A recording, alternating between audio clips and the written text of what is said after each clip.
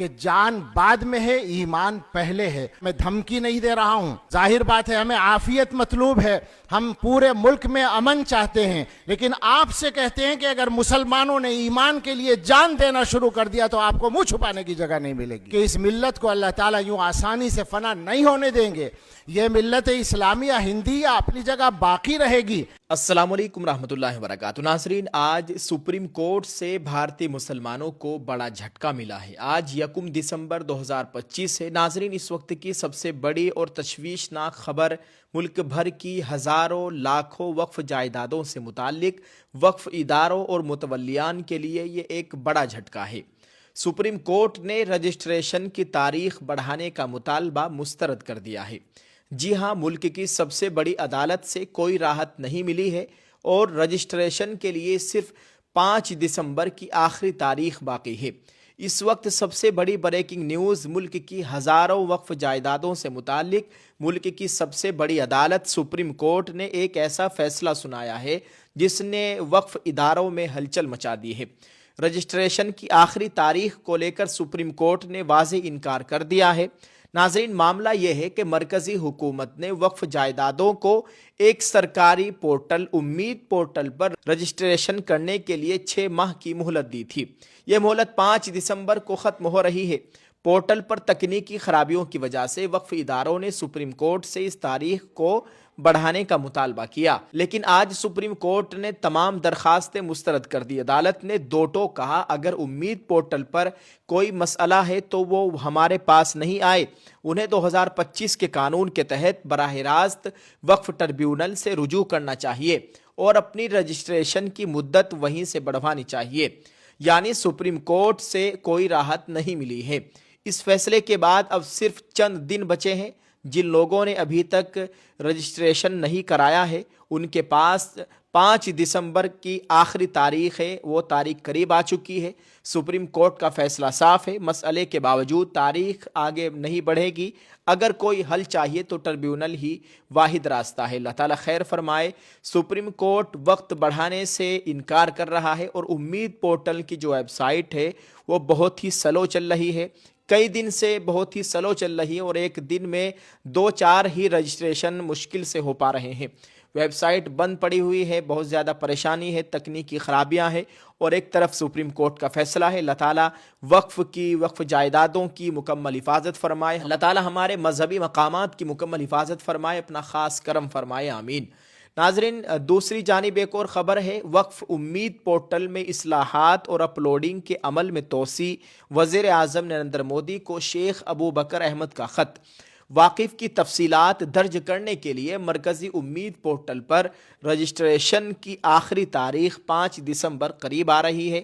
ایسے وقت میں ہندوستان کے گرینڈ مفتی شیخ ابو بکر احمد نے وزیر اعظم نریندر مودی اور اقلیتی امور کے مرکزی وزیر کرن رجیجو کو خط لکھ کر درخواست کی ہے کہ پورٹل کی تکنیکی خامیوں کو دور کیا جائے اور اپلوڈنگ کے عمل کے لیے مہلت میں اضافہ کیا جائے۔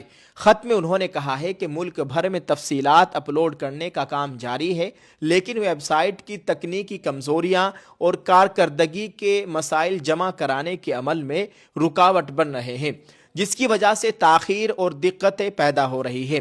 انہوں نے بتایا کہ نیا پورٹل اب بھی کئی عملی خامیوں کا شکار ہے۔ اس کے ساتھ یہ مسئلہ بھی درپیش ہے کہ بہت سے صارفین میں ڈیجیٹل مہارت کم ہے، جس سے کام مزید مشکل ہو جاتا ہے۔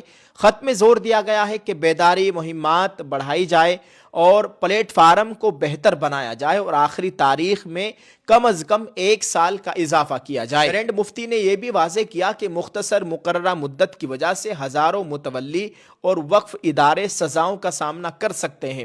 انہوں نے کہا ہے کہ سرکاری پلیٹ فارم کی تکنیکی خرابیوں کی سزا صارفین کو نہیں ملنی چاہیے۔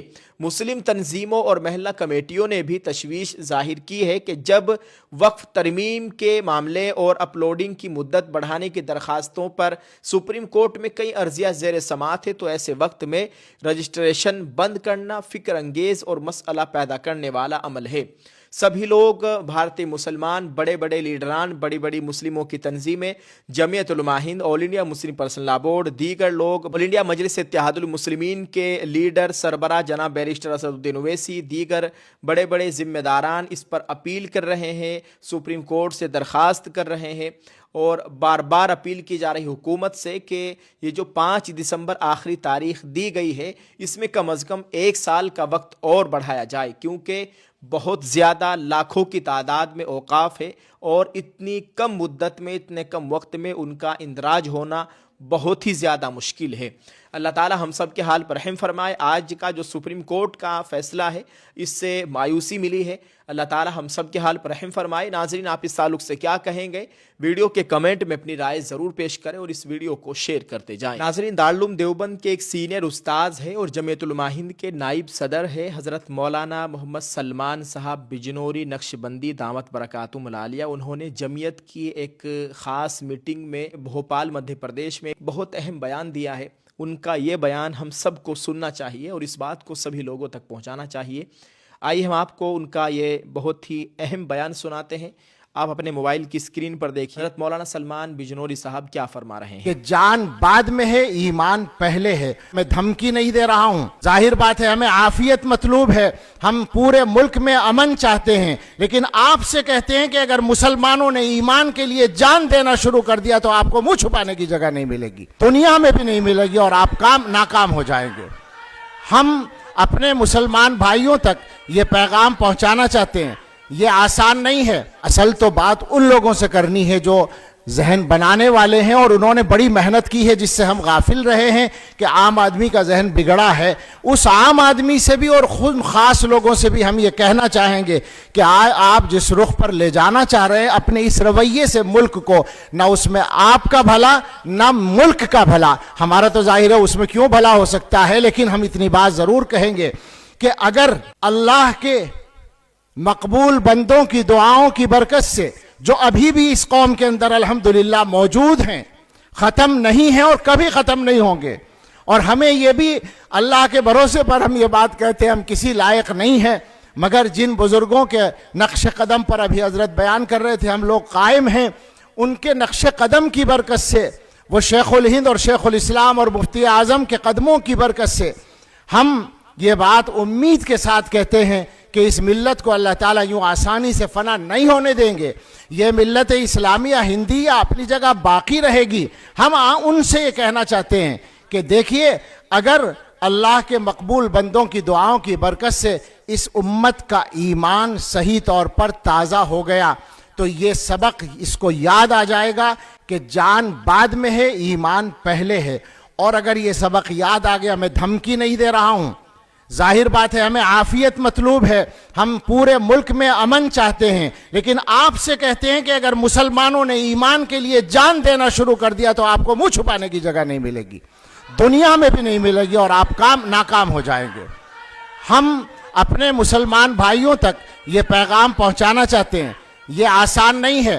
नारे मत लगाइए, हमारे पास अभी खुश होने का मौका नहीं है, हालात हमारे अच्छे नहीं हैं, हम दूसरा रुख भी देख रहे हैं, सियासी मफाद के लिए और दुनिया के मफाद के लिए, थोड़े से माली मफाद के लिए ईमान के सौदे होते भी हम देख रहे हैं। हमारे पास अभी बहुत ज़्यादा उम्मीद करने का मौका नहीं है। जो बात मैंने कही है वो अल्लाह के भरोसे पर कह दी है, लेकिन सच्ची बात यह है कि हालात दिगरगू हैं।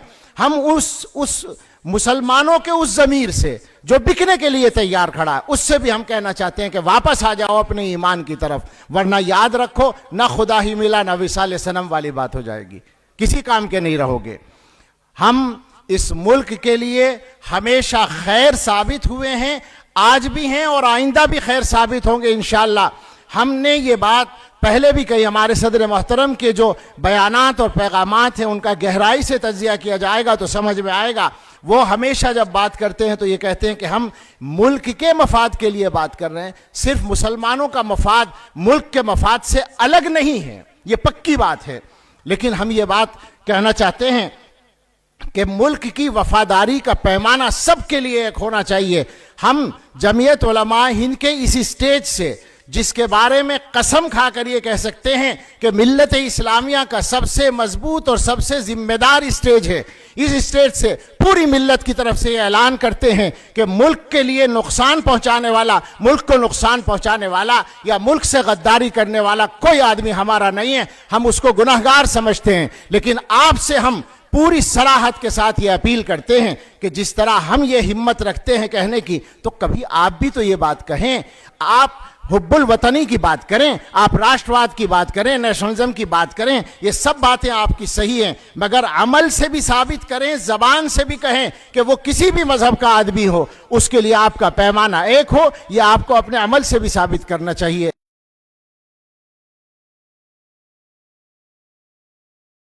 दोस्तों, आपने सुन लिया है, ये हज़रत मौलाना मोहम्मद सलमान साहब बिजनौरी नक्शबंदी दामत बरकातुम लालिया है, जो कि दारुल देवबंद के एक सीनियर उस्ताद हैं और जमीयत उलमा हिंद के नाइब सदर हैं, एक बड़े आलिम दीन है। मौलाना साहब का ये बयान बहुत ही बेहतरीन है और सुनने लायक है। आप हज़रात के साथ इसको शेयर किया है, आप हज़रत के इस बयान को दूसरे लोगों के साथ शेयर कीजिए। जज़ाकल्लाह। अल्लाह ताला हम सब के हाल पर रहम फरमाए, हमारे अकाबिरीन की मुकम्मल हिफाजत फरमाए। आमीन। अस्सलामु अलैकुम व रहमतुल्लाहि व बरकातुहू।